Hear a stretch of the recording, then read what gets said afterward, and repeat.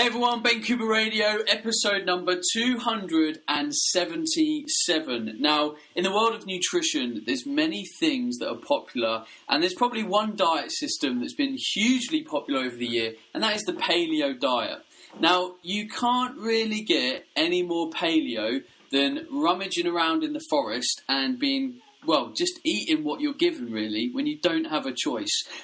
You've all watched survival programs in various forms. I can imagine people have seen people like Bear Grylls in the UK, and there's various other people. We have got a character, and I'll let him kind of do his own background and explanation because I don't want to butcher it in any way. But we have a man that has a very popular TV show in America. Les Stroud, hello. Hey. How's it going? I'm very well. Les, this is quite a different guest from the show because you're not kind of like in the health and fitness industry. You're in the kind of adventure, survival, bit of TV, and you're an incredible musician as well. We have to point that out. Les, what is your story? What's the background? What got you to kind of where you are today and how you operate as a dude? Mm-hmm.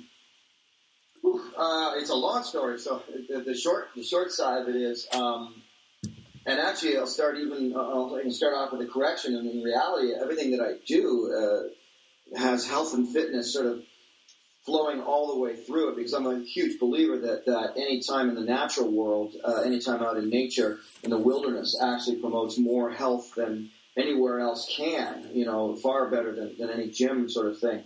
So for me, being out in the wilderness and adventuring in nature has always been a huge, massive part of improving and contributing to just good health and fitness. Mm. But I've been basically, as I said, I've been strong about, connecting with nature and adventuring for years.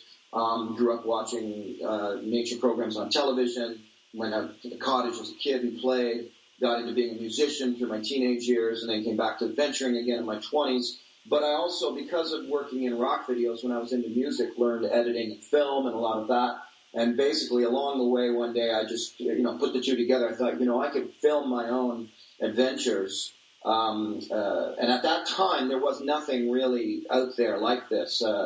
Warren Miller was doing a lot of ski films and things like that in North America, but there really wasn't anything. And so I thought I could do this and started filming my adventures, which one day led to me pitching a series called Survivorman, which then, sort of everything took off from there. So it's been a good, 40 years, 35 years professionally of just seeking out adventure in the wilderness, filming it, and even writing music about it. So you I heard this or saw this explanation online. And I get the feeling it's going to cause offence, but are you kind of America's Bear Grylls? Yeah, there are those who would say you're lucky you're on Skype and not asking me in person. So I'll use this as an opportunity to tell you how it went down, and all I'm stating to you are nothing but the facts. Sure. Survivorman was on air. The pilot and everything started in the year 2001. It then kind of, when it became a series, it took off, and it did very, very well. Over the course of its first year of doing extremely well, I was pleaded with many, many times by heads of a particular network to cheat the show. You see, I don't cheat the show. I actually go out and I actually survive. I'm actually alone, and I actually film myself. And but I was pleaded with to cheat the show for the sheer purpose of being able to produce more episodes, because you can't actually go out and survive for 7 days and do that 13 times in a year. Standard series are usually 13 episodes. I said, nope, not going to do it. And even in the final end, I remember an executive producer saying, "Oh, Les, no one will know." And I was like, "Well, I'll know." Mm. So I said no. So she went out and created Man vs. Wild, and that gave Bear his career. He's the weak, imitative TV host, acted out, scripted, do what the producer tells you to do version of Survivorman. It's not the other way around. Mm-hmm. Well, I didn't know that, and I don't know that, and they should know that, because the reality is when he undertook doing Man vs. Wild, and he can make a lot of claims to the contrary about, his faith and all that sort of stuff. I thought one of the tenets of Christianity was don't bear false witness to thy neighbor, which basically means don't lie. And that whole first season was one big lie. And from there on in, there was a lot of trickery and production work just to make it seem like he was actually doing what he was doing. The guy's fit. He's clearly an athlete. He's clearly a good adventurer. I love what he brings to the aspect of kids getting outside. But the survival side of it, poppycock, nonsense. It was all faked and staged and set up. And he had the choice to say yes or no. So he said yes, and they went on with it. And the thing is, a lot of the skills that were shown on Man vs. Wild were bogus skills that will get you killed. Wrong survival skills. And don't get me wrong, this isn't me bittering on or ranting on about, other guys who portray and do what I do. I actually have a ton of respect for Ray Mears, one of your countrymen. Ray is fantastic.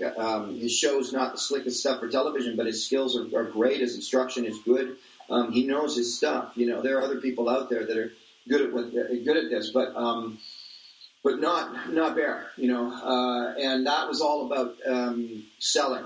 And then after that, because it exploded and so much money was put into that series to promote it, to ostensibly buy the ratings, out comes Dual Survival, Man, Woman, Wild, Naked and Afraid, Alone, on and on it goes. And to this date, no one's been able to do what I do. Ed Stafford, he's done a good job of things, but other than Ed, no one has been able to do what I do by actually going out and filming yourself and actually surviving. You ever meet Bear? You can show him this clip and let him explain to you. Well, ask him point blank, did you actually ever sleep in that sheeping bag all night, or did you just do it for the scenes? Ask him to say yes or no. No political rhetoric. Yeah. There you go. Now I'm done. I'm going to have another coffee while you ask. The first thing I would ask Bear if I ever met him is why he ended up starting to promote Herbalife, which is a brand that is highly... Well, people don't really like it in the UK. I don't like it. I'm quite outspoken about my opinions of Herbalife. So that will be the first thing. If you don't mind, you'll be second, Les. So get in line. We'll end it with this. You ever heard the term dancing monkey? Yeah. Where's my kids? I'm right here. You keep interviewing. I'm just getting some cream for my coffee. You go for it. So before we went on air, you talked about kind of fitness. I'd caught you before you were about to go to the gym or do some kind of training. Now, you're a man that goes out in the wild. You've obviously probably got a brilliant cardiovascular system. When you're not out doing a venture, I'm interested, what is training for you? Well, actually, here. You can see me, right? I can walk around? Yep. All right, let me show you what training is for me. So, actually, let's do it. Well, no, I can do it down here. So, you're right. I mean, to me, the concept of training, sorry, it's a little noisy. It sounds like the water's pumps on here, but I'm just going to show you. For me, the concept of training, it's every day. It's ongoing. It's all the time. And the beauty of being out in the wilderness is, and I love this when I was an outdoor adventure guide, you're training without training. Like you're carrying canoes and backpacks and doing trails. I love that. I love the kind of health and fitness where you don't realize you're becoming healthy and fit. You're just doing something, and by the nature of that activity, you're getting fitter, you're getting stronger and leaner. You're maybe even eating healthier food. Because when you're out on a canoe trip, you're not able to go to an ice cream store, and so it's imposed upon you, and I've always loved that. But to prepare to go out there, it's good to not hit the trail being out of shape. It's good to be a little bit in fit of shape. So if I may, I didn't plan on this for doing this with you, but if I may, if you look over here, right? So this is one of my favorite things that I always try to buy for myself. I don't know what you called it, but you see what I'm talking about, right? Yep, chin-up bar. The chin-up bar. And so I've got weights. There's the weights on the floor, right? So I've recently been focusing on a lot of squats and deadlifts to strengthen up the lower back a lot. But this guy here, I'm not going to start working out for you, but it's just that I love these types of units because I can do the chin-up thing, the dip thing, the stomach thing, all of that stuff. What I love about that is I can often find places where I can do that. I was in, where was I? Iceland. and I was on vacation with my kids. There's a reason why I just did that little demonstration. I was on vacation with my kids, and I said, I'm going to go out for a little run along by the ocean. And then I saw this sort of kids play area, workout area. It was actually a workout area in a park. And right away, because I'm adapted and always doing chin-ups and things like that, I went down and did my chin-ups there. So all of that is to say that my favorite thing is not necessarily going to the gym. I will go to the gyms in the hotel rooms if I really need to. But I start off with, I've adapted a system for myself. Lasts about an hour every day. I'd be doing it right now if I wasn't on this call with you. Mm-hmm. And that is, I start off with yoga. Yoga to me was a big lifesaver, for my back especially. And those who do a lot of yoga will be open to how you adapt and change yoga for your own style. And it's not about copying out and doing things easier ways or anything like that. You still want to be tough and you still want to go to classes. But I would do yoga. And if anybody is listening knows about yoga, knows the sun salutations, the up dog and the down dog. But I would throw in 30 push-ups in the middle of that. Now, some yoga instructors would go, oh, you don't do... I love it. I love the way it makes me feel. So I blend yoga with like that equipment. So if I wasn't on with you right now, I'd probably go do a sun salutation. I'd do 30 push-ups, which is wide, tight, and triangle. Mm-hmm. 10, 10, 10. This one's always tough. And then I do some more yoga, stretching, sit-ups, and then I'd go down to that unit I just showed you. I'd do chin-ups and dips. I'd do some squats, and then I'd come back upstairs, and I'd start it all again. And I'd walk through my yoga. So I blend yoga and training together. I'm sorry, I'm rambling on, but nobody ever asks me about health and fitness, and I love that part of what I do for being out in nature. Well, on the show, we obviously go into topics in detail quite often. It's really nice to hear the fact that you're just like, right, I move, I do flexibility, I do things that make me feel good, I breathe, then I lift, I use my legs, I use my upper body, I train the whole body, and I'm done, and I do it in a pattern that makes me feel good. And I love that simplicity. I absolutely love it. Well, and it takes a lot of years and some mistakes and so on as well to get there and to feel confident that you can direct yourself. And so, for example, I never really concentrated much on squats and my legs and building my legs up because I did so much hiking in the bush. My answer to myself was, well, that just takes care of it. But as of lately, I'm thinking, and look, man, I'm 55. You know, and I pride myself on saying I'm 55, but I can put most 30-year-olds to shame. And that's not arrogance. That's just about being vibrant, being alive, you know. And so only now at 55 am I starting to do a lot more of squats and deadlifts, just because I want to see how that strengthens my back and my legs, even though I spend a lot of time hiking trails as well. So, you know, it's putting it all together. It takes kind of years of rolling through it to put it all together. Sure. So looking at the other side of this, like when you go out and you survive, I'm assuming that when you're out in the wilderness somewhere, you live on basically what you can. Like, you know, there's no choice. It's potentially, you know, berries or, you know, wherever you are. I'm assuming some of the principles are don't eat anything that's poisonous. Try and eat things in abundance when you're around it. What I'm interested is what you've learned from being out in, you know, in the kind of wilderness and stuff. Has any of that affected how your daily nutrition is? So when you're at home and you have all that choice and you have the supermarket. Yeah, actually, I suppose in a way it definitely has, and it maybe not in the way that you might expect.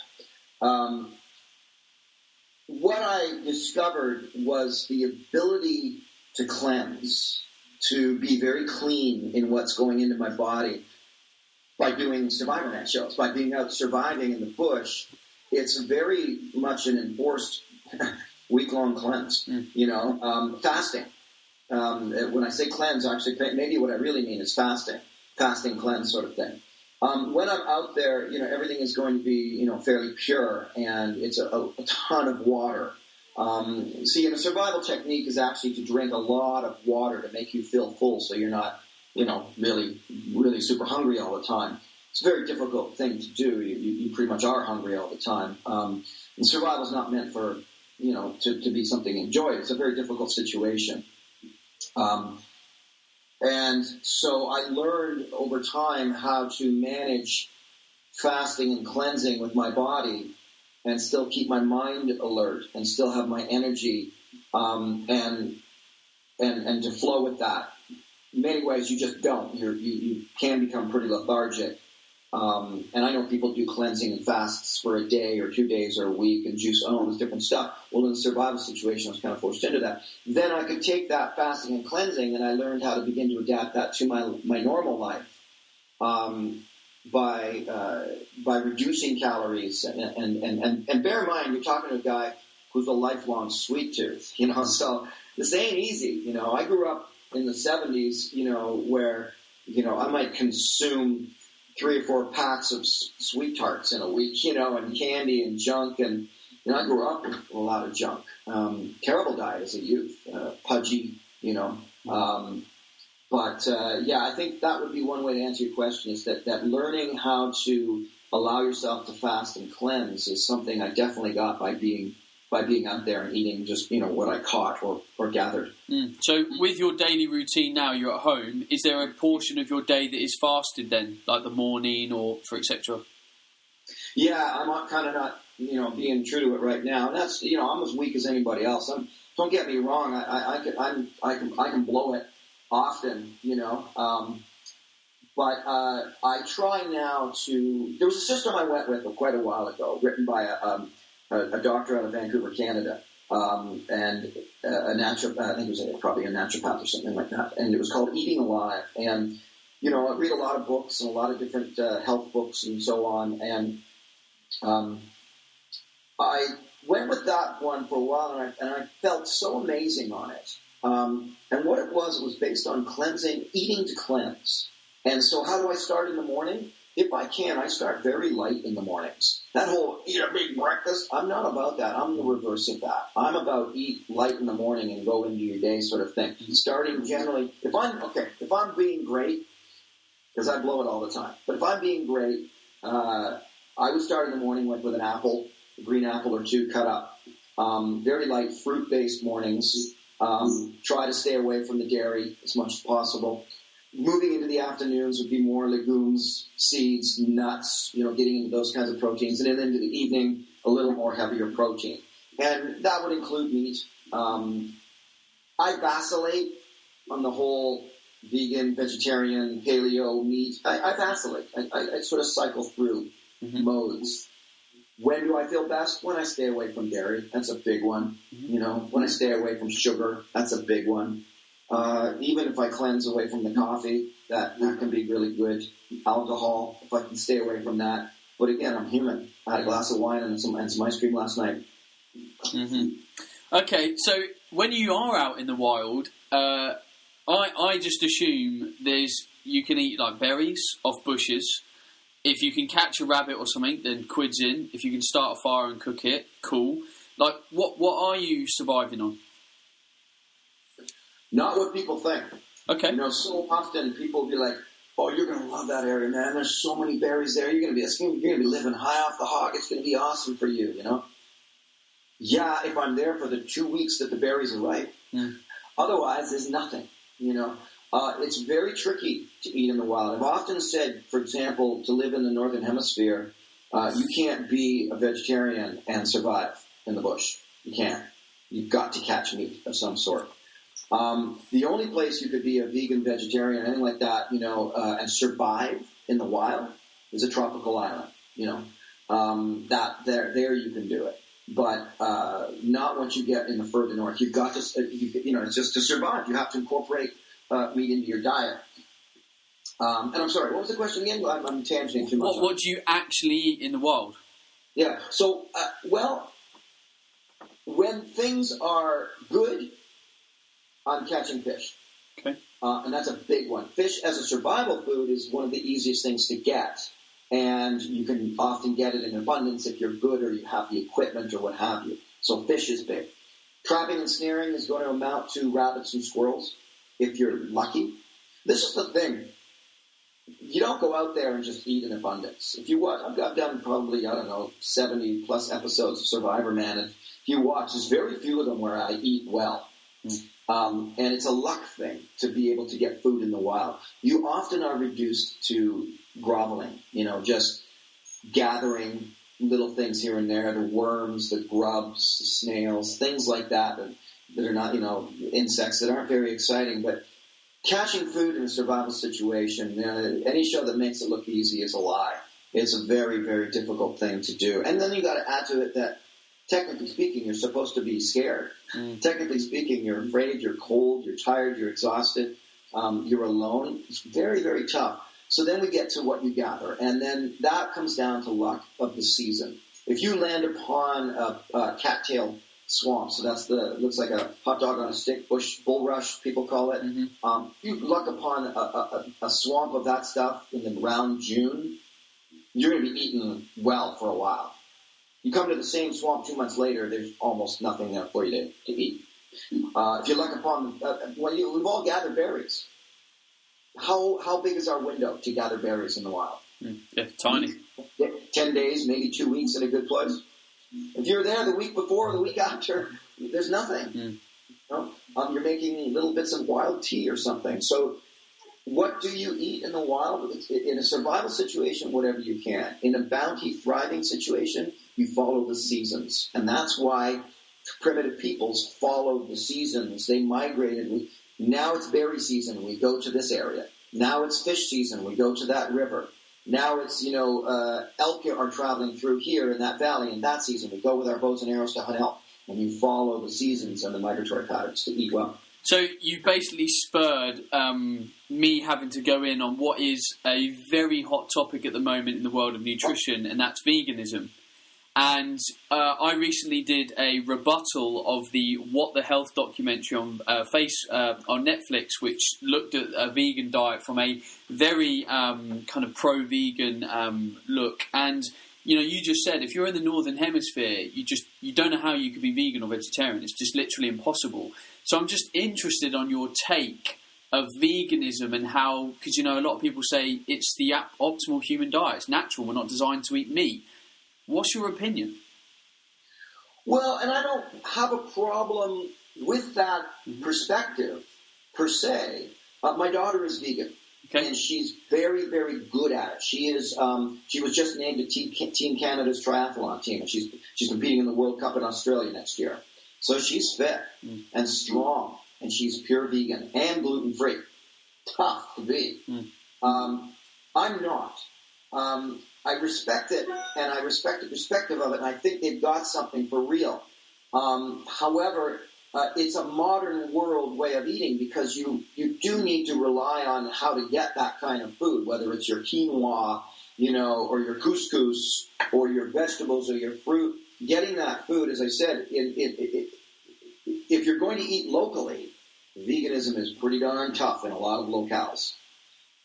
So there's that side of it. The other side of veganism is the philosophical perspective. The devastation to our planet by factory farms and pigs and chickens and cows. You can't deny that. There's a lot. But then on the other hand, it's all about hypocrisy too. Like you can't be a hypocrite. Tangenting a bit, for example, in a light argument, I used to argue with a guy about whether or not we should have firewood and have a fire out in the wilderness, or use mini stoves to not impact the environment. And it's like, do you have any idea the impact on the environment to make that mini stove and truck the fuels and the metals and the plastics and come on, right? So we do lead a life of conflict. And true enough, in health and fitness, and whether we go vegan or vegetarian or gluten-free or paleo or meat eaters or, no holds barred, eat whatever you want, one way or the other, we're going to lead a life of conflict. And meat eaters can't claim that we aren't devastating the planet with factory farms. But then again, neither can the corn industry. So it's, I think, like we talked about in the beginning, you grow a little older and you learn how to adapt your own fitness regime to what works for you. I'm okay with that when it comes to how we eat. If veganism is working for you and you're fit and you're strong and you're good with your own philosophy on what part of the planet you're affecting, okay. If you're a meat eater I'm a meat eater. If I can, I like to eat local and how do you want to say it? Hunted or organically caught. But you can't be an idiot about it. You got to research. You can't just say, "Oh, I'm eating this because it says it's organic." It's like, about packaging. Packaging is all misleading. They put a picture of a wispy wheat on the front, and all of a sudden it's organic. No. So to me, it's that. I know where you're coming from, and I don't disagree with you. I would never, nothing is ever the silver bullet. There's no one thing that is the silver bullet. It doesn't work that way. Mm-hmm. So has there been a little bit of an undertone with some of your answers that longevity is something that I think you think about? From what you've learned in health and fitness, looking after your body, surviving the wild, what have you learned and what do you implement that kind of makes you, or hopes makes you, live longer and in a good health? Perceptive of you. That's a great way to put it. There is that undertone to that. Because longevity is important to me. As I said, I'm 55, and I pride myself on being cocky about the fact that I'll put a lot of 30-year-olds to shame. My intention, I keep saying this, I'm living till I'm at least 104, and I'm going to be spry. I want to be 90. We've all seen that guy or that woman who's 92, and they're spry. I want that. I've always wanted that, and I'm going to have that. I have no intention of becoming 62 and going, I'm in my 60s now. Come on, it's just what happens when you get older. I hear that from people, that's what happens. No, it isn't. It's what happens when you get older. It's not going to be what happens when I get older. Longevity is vital to me. And I have to submit to my very strong belief that it is time in nature that hugely contributes to longevity. The Japanese call it shinrin-yoku, forest bathing, being out in nature in free time. Now, this is really vital, especially for health and fitness. I love outdoor sports, ropes courses, rock climbing, sea kayaking, whitewater paddling, dogs, you name it, physical, get out there, go for it. But none of those things, although they get you out there and they make you fit and strong and they get you breathing fresh air, none of those things are free time in nature. Just be out there. You know how important sleep is, for example. Sleep is vital for health and fitness, our brains. When we get out in the wilderness, when we get some free time out in nature, along with being fit and strong and all the training and things we do, the thing is this: the natural world heals you, makes you stronger, smarter, more focused, whether you want it to or not. It's doing that. Imagine, look at all the pills we create, the combinations of chemicals we do. When you're in nature, there's a million combinations. We can't map that one out. We can't create, the vitamin N for nature. We can't make that pill. The vitamin is there. And so to me, the answer to longevity is consistently getting outside and allowing nature to heal you and make you stronger and fitter and smarter. Albert Einstein walked in nature every single day of his life. His MO was to get a good 1 hour walk in nature. He did outside of Princeton. There was forest there, and he would do that walk. I'm saying just 10 minutes, man. And you don't have to go to Peru like Survivorman. You don't have to go to Ecuador or Madagascar. I don't know where you live, but just go down the street somewhere is a park. That's all it takes. I used to go underneath a 4-lane highway in Mimico, Ontario, behind a hospital in a ravine by a creek, under a 4-lane highway. That was my nature in the city. So you don't have to go far. That's where, and before you know it, and then the fitness guys in us, you're down there, and now you had your 10 minutes of Shinrin-yoku. You bathed in the forest, even though there's a highway going on, you can hear horns and stuff, but you're still by those trees. That's important. And then you see, there's a horizontal branch over there. Hell, I'm going to go do some chin-ups. So it's like that for me. Longevity to me is very much tied into time and nature. When I'm busy, the one thing I hate about being busy is not being able to get outside as much. I have a dog, so I walk minimum 40, 45 minutes outside a day. But when I've got more time, I've got a kayak, I'll go and go out on the river with my girlfriend at the weekend and stuff like that. And I haven't been able to do it for a while now because we've been too busy, and I hate it. There's something, and like you said, you can't describe it. There's something that's just, the stress melts away, the world melts away, there's no technology, there's nothing, it's just you. Yeah, even when I was a hardcore whitewater canoe guide and flatwater, doing all my trips, the very first day of the very first trip, you're out there in the canoe, you got to remember, even when you go out with your girlfriend in your kayaks, all of that's about getting the kayaks on the car and strapping them down and doing the drive and going there and taking the kayak off. Do you remember the thing? Yeah, we got the thing. We'll be back for lunch today. You got all that going on, right? Mm-hmm. And then you get there, and then the first thing for me is always like, and I would do 3 of those. Now I've arrived. But I would submit to you, the kayak and the girlfriend, that's awesome. But the dog, that's big. That's cool. Connecting to our pets. Mm-hmm. But that time with you and your dog out there, that's getting even closer to Shinrin-yoku. It's getting even closer to forced bathing, because now what's your purpose? You might be thinking and stuff, but your purpose is just hanging with your dog. And nature is just like filling you while you do that walk with your dog, and you're walking by the trees and all of that. So it really does, and anybody listening to this, I guarantee you, 99.99% of them are going, oh, yeah, those guys are right, man. I gotta get outside. That's the instant reaction for most people, and they're correct. If you're listening to this and seeing this, correct, you go take a walk. That's one of my goals in kind of life and work and business, is to have a beautiful house in the countryside. And that's not to say that I want a big house or a big garden for kind of like some kind of prize reasons. When I bring up my children, I want them to be able to just spend all afternoon outside, climbing in trees, playing in water, like all that kind of stuff, because I got to do that as a kid.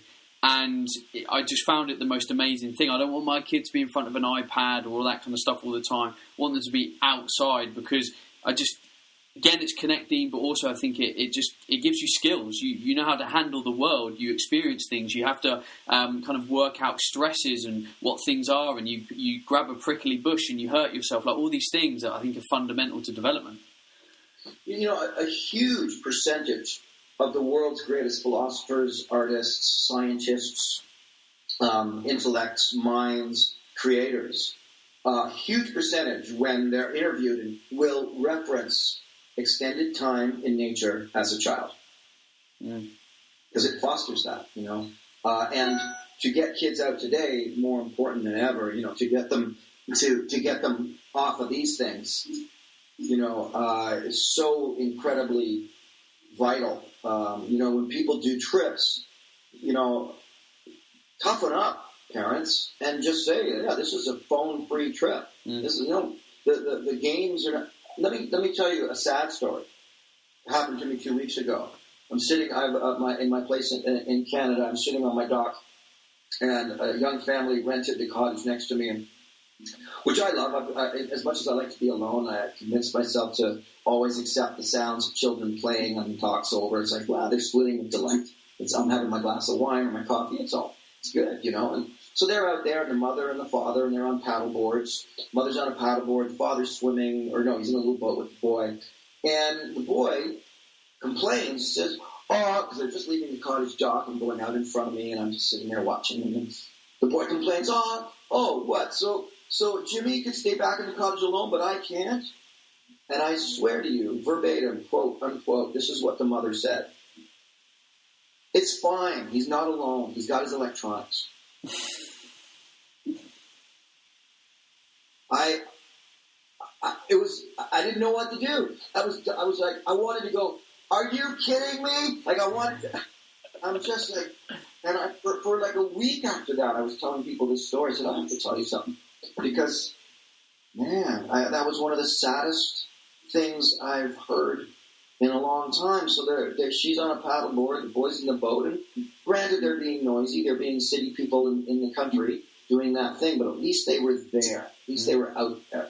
And to hear that, he's not alone, he's got his electronics, scared the crap out of me. Well, hopefully it will make a few people think, because I don't want that to be my kids too much. Don't get me wrong, we're in a modern age, technology's there, it can bring great things, but we need to be outside. Les, before I wrap up the show, I'm intrigued. We've talked a bit about nutrition, fitness, kind of what you've learned. Is there anything else that you kind of want to impart on the audience to say, do you know what? This is why I do what I do. This is what I've learned about myself, and I think it's made me a stronger, more resilient person. If you take anything from me today, maybe go and do this, because I think you will develop these things that have, now really served me. Mm-hmm. Yeah, and certainly we've done more than just touch on it. If you only gave me, a few words to say it, I would say connect with nature. That has been the mission. The reason why Survivorman resonated, and I could go on about some very deep stories of things that happen and change in people's lives, not just surviving a situation, but changing their lives because of that show, had nothing to do with me and my on-screen persona and my presentation. It had everything to do with the fact that the mission of Survivorman was to reconnect people with nature. That was it. Mm. The survival skills were just skills. They were facilitation. Being out there was just facilitating, reconnecting with nature. That's what I've always been about. That's what my music is about. And I just did a course in New York at the Omega Institute where I took people out. I only do this once a year for one weekend, and I take people out and we do practice sort of meditative, just sitting out in nature. And let me give you one example. They bring along a yoga mat to help, with tics and things like that, and nervous or the ground's wet. And part of the process, I would say, okay, this time, lie flat on your back and look up. You say, oh, we look up. We look up like that. We don't ever lie on our back in the middle of a forest and look up, just look up.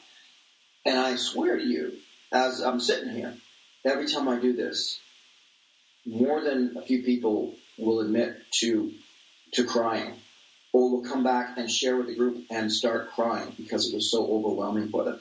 What are we talking about here? Lying on your back in the bush looking up to a bunch of trees is profound? Yeah, really profound.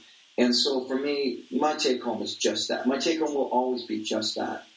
Forget all the complication of the health and fitness and vegan versus meat and survival versus adventure. In the end, if you go out and reconnect with nature and flow from there, you can make sense of everything else. Mm. Mm. Awesome. Les, thank you very much for your time today. Very profound, very insightful. It's nice to get someone kind of not quite hands-on in the fitness industry. You've written 2 great books. They're both, as far as I looked this morning, are both available on Amazon. For people that are not necessarily like, yeah, I'm really into survival, what might they pick up from the book? What might they learn from it from my audience's perspective, I suppose?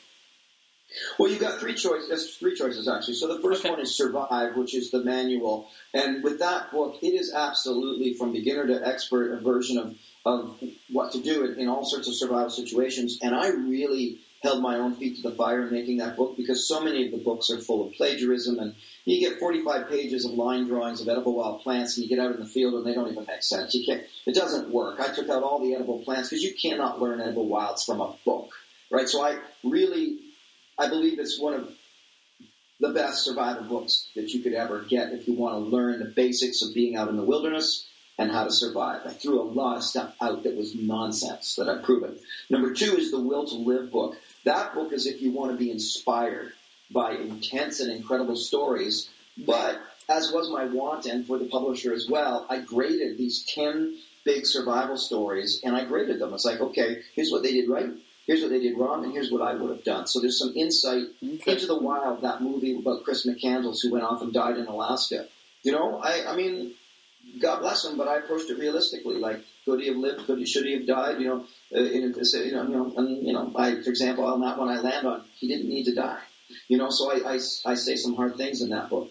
And the third book is Beyond Survival, which was my almost like a year-long vision quest. This was my year-long. Oh crap! Hang on. This is the modern world. Hey, watch this. While we're doing an interview, Dave, I'm doing a podcast interview right now. I'm going to call you right back. Okay? Okay. There we go. The modern world strikes. Look at that. That happened on an interview before. So my third book is Beyond Survival, and it was about my year-long vision quest of connecting to the earth through all sorts of earth ceremonies with primitive groups around the world, the Mentawai in Indonesia, the Warani in the Amazon jungle. And so that was a place where I really brought a lot of this home. As you can see, we're podcasting on my laptop. I'm a slave to our modern world, and I often say, like, we can't be hypocrites about this stuff. And you and I are doing this technologically, but obviously you're an adventurer. Obviously you're a fitness. You're highly interested in fitness and getting out there. So I'm not a Luddite, and technology can make other things really available for us. I have high-tech backpacking gear that I love. When I go out on my own, I drink wine and sit in a camp chair.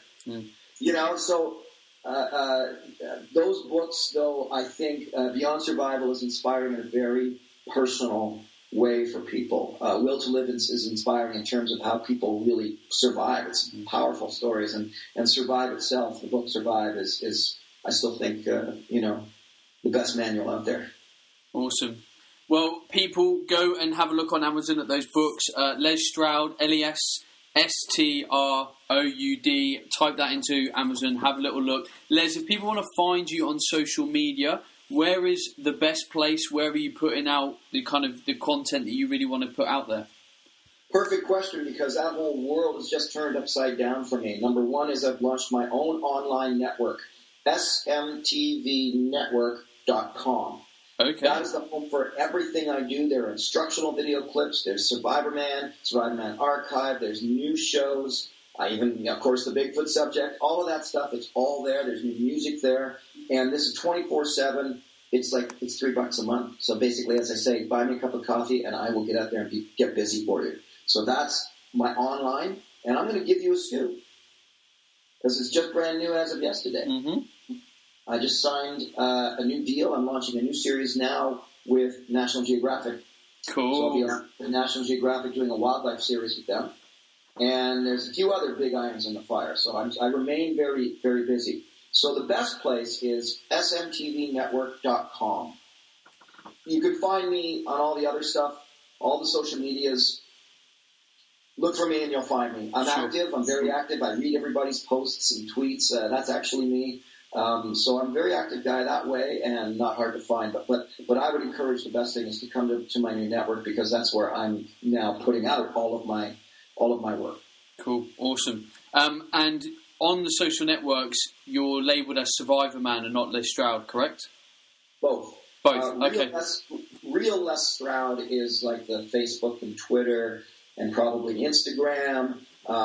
Be careful, because there are fan sites, and also the networks put up stuff on my shows. But you can tell it's me, especially with responses, because I always sign off everything ... capital L. And fans know, it's like, oh, that Les actually answered that. And I have my office actually sign off with, like, Web Girl, so that people know this man means that celebrities are pretty fake about stuff, and I'm never. So it's like I truly answer people and go online. If you Google, lesstroud.ca is my website. But yeah, I think Les Stroud and Survivorman. If you Google both, you'll find me there. But lots of other stuff too. Well, the links will be in the show description, so please do have a look there. For everyone that has listened and enjoyed this, reach out to Les, find out, read some stories. He's got some fascinating videos on YouTube. I was watching more of them this morning. And engage. Like, if you see this on Twitter, give it a retweet. If you see it on Facebook, say hello, hit like, tag someone in that you think would also value seeing the show. Anyway, I will be back on the show next week with another guest, or it will be myself and Tom answering your questions. Les, thank you again for your time. Very insightful. It's been a pleasure. Been my pleasure. Thank you so much. And for everyone else, I will see you next week. Goodbye. Hey everyone, Coomber Radio, episode number 276.